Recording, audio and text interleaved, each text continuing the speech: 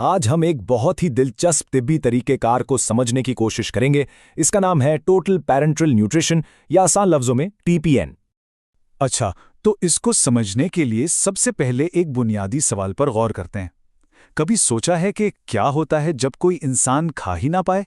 मतलब हमारा जिस्म तो एक मशीन की तरह है ना, जिसे चलने के लिए फ्यूल यानी ईंधन की ज़रूरत होती है। लेकिन अगर उस मशीन की फ्यूल लाइन ही ब्लॉक हो जाए तो फिर क्या होगा? तो चले सबसे पहले यही देखते हैं कि आखिर वो कौन सी मेडिकल कंडीशंस हैं, वो कौन सी मजबूरियां हैं जिनमें हमारा हाजमे का कुदरती निज़ाम काम करना छोड़ देता है और हमें उसे बाईपास करना पड़ता है। देखें, कुछ ऐसी सूरत हाल होती हैं जहां जिस्म के लिए आम तरीके से खाना हजम करना नामुमकिन हो जाता है, जैसे कि मैदे या आंतों की संगीन बीमारियां, मसलन अल्सर या पेंक्रेटाइटिस, या फिर कोई शदीद हादसा हो जाए, जिस्म बुरी तरह जल जाए, किसी बड़े ऑपरेशन के बाद जब जिस्म रिकवर कर रहा हो, या फिर जब गुर्दे काम करना छोड़ दें। इन सब हालात में जिस्म को ग़िज़ाइयत पहुंचाने का कोई मुतबादिल रास्ता ढूंढना पड़ता है। और बस यहीं पर एंट्री होती है TPN की। ये एक ऐसा इनकलाबी हल है जो जिंदगियां बचाता है। इसको समझने के लिए आप इसे एक किस्म की आर्टिफिशियल फूड या मसनूई खुराक कह सकते हैं। तो आखिर ये TPN है क्या चीज़? सीधे लफ्ज़ों में ये जिस्म को ग़िज़ा पहुंचाने का वो तरीका है जिसमें हमारा हाजमे का पूरा सिस्टम यानी मैदा और आंतें इस्तेमाल ही नहीं होती, इससे बाईपास कर दिया जाता है। इसका एक और नाम पेरेंट्रल हाइपर एलिमेंटेशन भी है। ये नाम खुद अपनी कहानी सुनाता है। पेरेंट्रल का मतलब है हाजमे के निज़ाम से हटकर, और हाइपर एलिमेंटेशन यानी भरपूर ग़िज़ाइयत। तो मतलब ये हुआ कि एक ख़ास किस्म का न्यूट्रिशन फार्मूला बनाया जाता है और इसे बराह रास्त खून की रग में शामिल कर दिया जाता है। और इस TPN को जो चीज़ वाकई ख़ास बनाती है ना, वो है इसका बिल्कुल कस्टमाइज्ड फॉर्मूला। मतलब ये कोई आम सी ड्रिप नहीं होती, इसमें हर चीज़ बड़ी एहतियात से डाली जाती है। जिस्म को पानी की कमी ना हो, उसके लिए पानी, ज़ख्मों को भरने और टिश्यूज़ की मरम्मत के लिए अमीनो एसिड्स की शक्ल में प्रोटीन, एनर्जी के लिए कार्बोहाइड्रेट्स और फैट्स, फिर जिस्म के फंक्शंस को ठीक रखने के लिए सोडियम पोटेशियम जैसे इलेक्ट्रोलाइट्स, और साथ ही जिंक कॉपर जैसे छोटे मगर ज़रूरी ट्रेस एलिमेंट्स और विटामिन और मिनरल्स भी शामिल होते हैं ताकि मेटाबॉलिज्म ठीक से चलता रहे। अच्छा, तो ये तो हमने जान लिया कि TPN क्या है और इसमें क्या कुछ होता है। अब सवाल ये पैदा होता है कि ये ज़िंदगी बचाने वाला न्यूट्रिशन का मिक्सचर आखिर तैयार कैसे किया जाता है। देखें, इसको बनाने का तरीका बहुत ही ख़ास है। हर चीज़ को एक मखसूस तरतीब से मिलाया जाता है और यह तरतीब बहुत अहम है।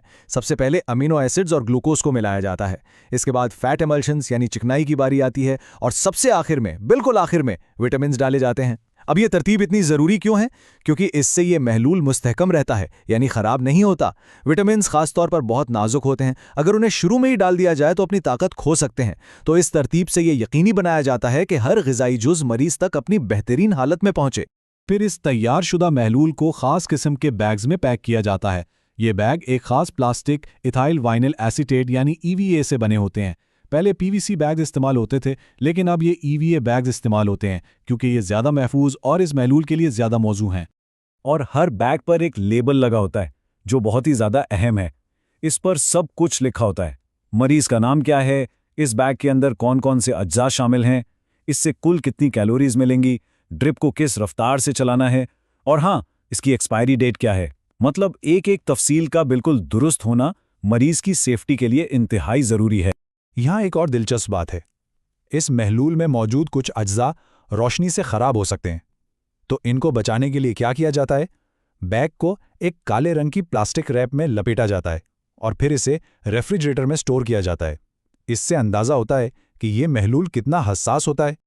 तो ठीक है, महलूल तैयार हो गया, पैक भी हो गया, लेकिन अब अगला और सबसे अहम मरहला, इसे मरीज़ के जिस्म में महफूज तरीके से पहुंचाया कैसे जाए।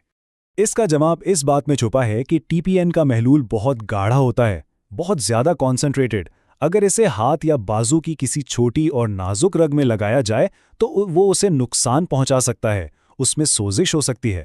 इसीलिए इसे हमेशा एक बड़ी मरकज़ी रग में दिया जाता है, जैसे कि सुपीरियर वेना कावा, जो सीधी दिल के करीब होती है। इस बड़ी रग में खून का बहाव बहुत तेज़ होता है, तो जैसे ही TPN का गाढ़ा महलूल इसमें दाखिल होता है, वो फ़ौरन खून के साथ मिलकर पतला हो जाता है, जिससे रग को कोई नुकसान नहीं पहुंचता। अब चूंकि ये पूरा इलाज सीधा खून के बहाव में शामिल हो रहा है, तो जाहिर है कि सेफ्टी यानी हिफाजत यहाँ सबसे अहम चीज़ है, और यहीं पर माहिरीन का किरदार सामने आता है।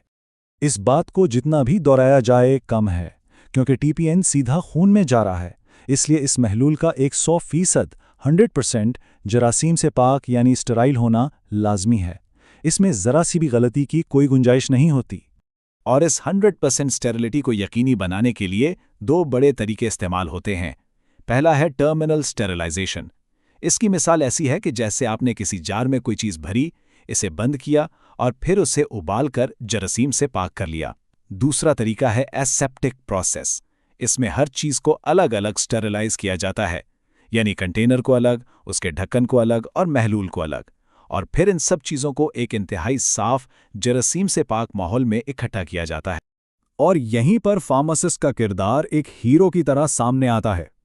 ये एक तरह से फार्मासिस्ट का वादा होता है कि ये महलूल जरासीम से पाक होगा, ये मुस्तहकम रहेगा और इसे सही तरीके से स्टोर किया जाएगा। वो इस पूरे प्रोसेस के गार्डियन या मुहाफिज होते हैं। तो खुलासा क्या है? टीपीएन दरअसल मसनूई खुराक की एक लाइफलाइन है, एक ऐसा जरिया जो ग़िज़ाइयत को सीधा वहां पहुंचाता है जहां जिस्म को इसकी सबसे ज़्यादा ज़रूरत है, और ये हमारे खाने, चबाने और हज़म करने के पूरे कुदरती अमल को मुकम्मल तौर पर बाईपास कर देता है। और ये सारी बात हमें एक बहुत बड़े और दिलचस्प सवाल पर लाकर खड़ा करती है। जिस तरह मेडिकल साइंस आगे बढ़ रही है, मुस्तकबिल में इंसानी न्यूट्रिशन यानी ग़िज़ाइयत कैसी होगी, इसका मुस्तकबिल क्या है?